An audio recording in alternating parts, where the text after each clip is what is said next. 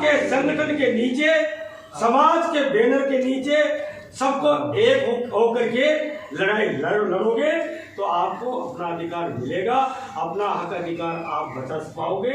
और अगर आप लोगों के चक्कर में आए, राजनीतिक चक्रों में आए या संगठनों के चक्कर में आए तो आप संगठित नहीं हो पाओगे। और सरकार ये चाहती है कि ये संगठित न हो। अभी तो 3 तारीख के कार्यक्रम को सरकार पूरी तरीके से बंदित करने का प्रयास कर रही है। हो सकता है वो धारा 144 लग जाए, क्योंकि सरकार घबरा रही है।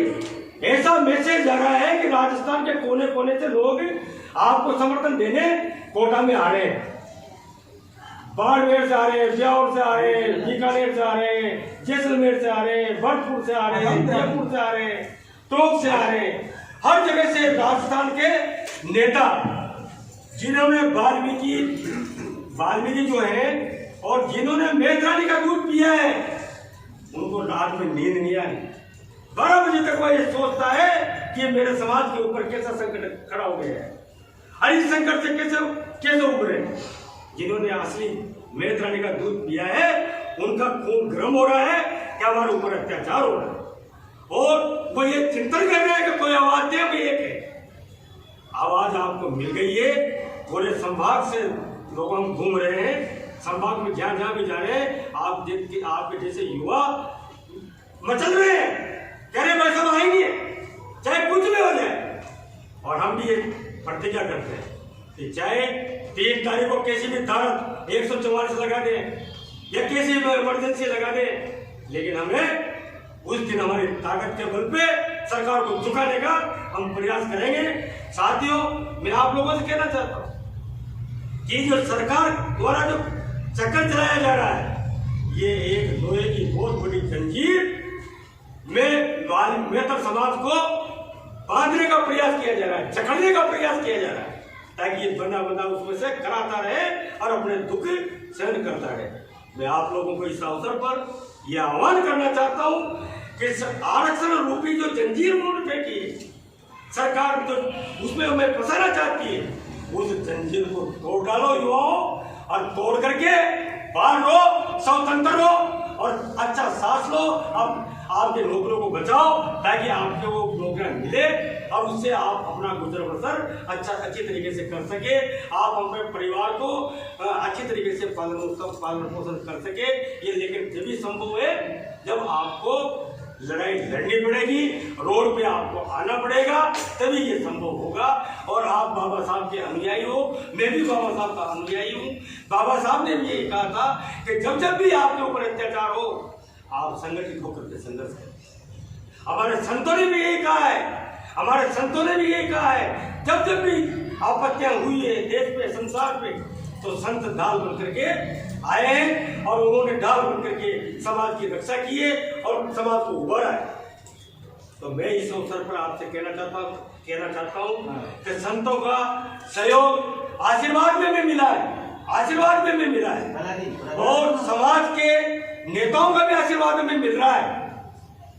सारे राजस्थान के नेता कोटा में बना रहे हैं, और हाड़ौती का वाल्मीकि समाज, जिसमें जो मेरी कर्म भूमि है, गांव में मैं जाता हूँ, जैसे कोई राव बारे जाता है वैसे, और समाज का प्यार और स्नेह मुझे मिलता है। और मैं आपसे निवेदन करने आया हूँ, नेता बनने नहीं आया, नौकरियां लगाने आए हो, नौकरियां बचाने के लिए मैं आपसे गुजारिश कर रहा हूँ। निवेदक हूँ, समाज का सेवक हूँ, और एक दिन ये समाज ही मुझे शमशान तक लेकर के जाएगा। इसलिए मैं राजनीति की बात नहीं करता और दूसरे समाज की बात नहीं करता, मैं केवल बात करता हूँ तो बेहतर समाज का उत्थान हो, बेहतर समाज में अत्याचार न हो, बेहतर समाज के हक और अधिकारों को कोई छीने नहीं, ये मैं निवेदन करने आया हूँ। और आप 3 तारीख को 11 बजे बालाजी बाग नयापुरा कोटा में आप सब लोग संगठित हो, के रूप में मंदिर के बंगले तक जाएंगे और बंगले का घेराव करेंगे, और घेराव करके और वह एक ज्ञापन देंगे और चेतावनी देंगे कि आपने अगर 24 घंटे या 24 तय कर देंगे, अगर उसमें अगर इस वाल्मीकि समाज की अगर बात नहीं मानी, वाल्मीकि समाज सरकार का अत्याचार बर्दाश्त नहीं करेगा। ये रोड पे उतरेगा, चक्का जाम करेगा और जैसे और समाज सरकारी संपत्ति को नुकसान पहुंचाता है, हम जो पीछे नहीं हटेंगे। हो सकता है हम बसों की भी आग लगा सकते हैं, हम पटरी पे भी आ सकते हैं, ट्रेनों को भी रोक सकते हैं। इसलिए मजबूर न करें सरकार। हम केवल भीख नहीं मांग रहे, हमारे अधिकार मांग रहे हैं और जो अधिकार हमें प्राप्त थे उनकी बात कर रहे हैं। सन 10 के पहले जितनी भी भर्तियां हुई है, सरकार हमें बता दे कि उसमें कौन से आधार कार्ड का व्यक्ति नौकरी लगा है। सन 10 के पहले जितनी भी भर्तियां हुई, सरकार बता दे हमें। अब सरकार हमारा दमन क्यों करना चाहती है? हम सरकार को कहना चाहते हैं कि सरकार ऐसे काम चलेगा नहीं। अगर आप अत्याचार करोगे, नुकसान पहुंचाओगे समाज को, तो समाज बर्दाश्त नहीं करेगा। और मैं सभी नेताओं से, राजनेताओं से भी कहना चाहता हूं, समाज के राजनेताओं से भी कहना चाहता हूं, अभी भी माला पहन के घूम रहे लोग, उनसे भी मैं कहना चाहता हूं कि माला पहनने से काम नहीं चलेगा। इस समाज की रक्षा करो। इनके हक और अधिकारों को तो छीना जा रहा है, उनको बचाने के लिए तुम आगे आओ। अरे सफाई आयोग के नेताओं, तुम भी आगे आओ। और ट्रेड यूनियन के नेताओं से भी मैं कहना चाहता हूँ, जयपुर में भी समझौता हो, उनको भी मैं कहना चाहता हूँ कि जब तुम्हें नेतागिरी नहीं करने आती, समाज के हक और अधिकारों को नहीं बचा सकते हो, क्षमता नहीं है, तो समाज से माफी मांगो और कहो तो किसी को तैयार करो। अरे हमने तो ये भी देखा, किसी समाज से भी मैं कहना चाहता हूँ, मैं नेता बनने नहीं आया। अरे एक ईजड़े को पकड़ करके सामने खड़ा कर दो और पूरा समाज उसके पीछे लग जाओ, वही तुम्हें पार लगा देगा, वही तुम्हारे अधिकार पहुंचा देगा। एक ईजड़ा जिससे किलर कहते हैं, किलर भी आपकी रक्षा कर देगा। अगर तुम्हारे समाज में अगर कोई जागरूक व्यक्ति नहीं है तो किसी किलर को पकड़ लो और उसके आगे कर दो और उसके पीछे लग जाओ, समाज भागो, तुम्हारा हक और अधिकार बन जाएगा। मैं यहाँ नेतागिरी या कोई पद लेने नहीं है और मैं राजनीति करता भी नहीं हूँ। तुम बच्चे हो, पुराने लोग जानते हैं, मैं 40-45 साल से केवल ट्रेड यूनियन चलाता हूँ, समाज की सेवा करता हूँ। इसलिए मैं आपसे अपील करने आया हूँ कि आप 3 तारीख का विशेष ध्यान रखें और सब युवा, ये सब बिल्कुल बेहतर वाल्मीकि समाज और बेहतर समाज का बैनर है। किसी ट्रेड यूनियन का बैनर नहीं, किसी राजनीतिक दल का बैनर नहीं, किसी यूनियन का बैनर नहीं। ये बैनर जो है केवल बेहतर समाज का बैनर है और इसके नीचे आप जुड़ करके अपने हक और अधिकारों के लिए आप लोग संघर्ष करें और संघर्ष करके सरकार से 2-2 हाथ हो जाए।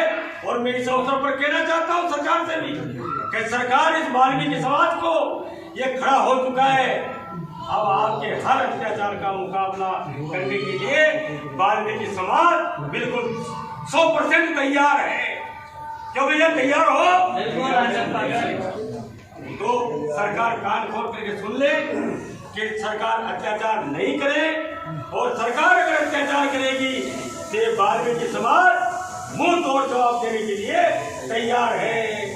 पूरे राजस्थान के लोग तैयार हैं। इसलिए सरकार को मांगा करते हैं कि सरकार इन पे अत्याचार करने का मन भूल जाए। मैं तो ये भी कहना चाहता हूँ कि आप दया करें सरकार, ऐसा न करें। हमारे अधिकार क्यों छीन रहे हो? अरे गहलोत साहब और माननीय धारीवाल साहब, आपके पहले भी तो यहाँ कोई मंत्री और मुख्यमंत्री होंगे, आपके पहले भी तो कोई सरकार बनी होगी। अरे आपके दल की सरकार ज्यादा रही है, कांग्रेस पार्टी की सरकारें ज्यादा रही है, उन्होंने तो ऐसा अत्याचार नहीं किया। आप अत्याचार करने की बात क्यों कर रहे हो? और अगर आप अत्याचार करोगे तो अब ये समाज उस अत्याचार को बर्दाश्त नहीं करेगा, ये डट करके मुकाबला करने के लिए तैयार है। आज हम जब घूमे दीगो, सुल्तानपुर के बाद में इटावा, जहां पर इटावा में खातोली और पिपलदा के लोग 3 जगह के लोग एकत्रित थे, इंतजार कर रहे थे। उसके बाद वहां से चले तो मांगरोल आए। मांगरोल में बहुत तगड़ा उत्साह है। मांगरोल के बाद में 12 में बहुत उत्साह है।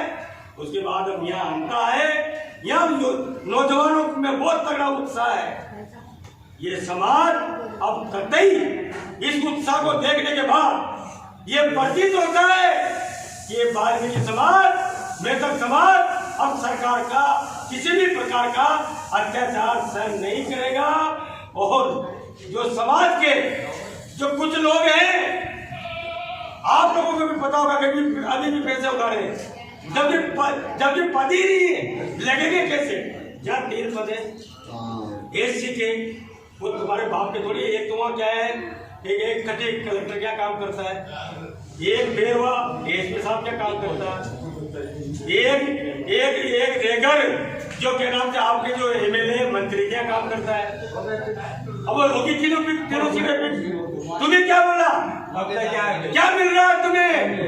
कुछ मिलने वाला नहीं है। और तुम्हें इस जंजीर में बांध करके, आरक्षण रूपी जंजीर में बांध करके तुम्हारे हक और अधिकारों को छीनना चाहती है सरकार। इसलिए भाइयों, आप खड़े हो जाएं, जागरूक हो जाएं और अपने हक और अधिकारों के लिए आप संघर्ष करें।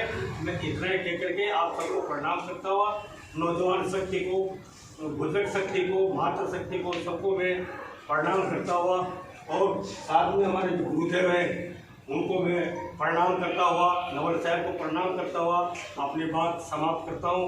धन्यवाद।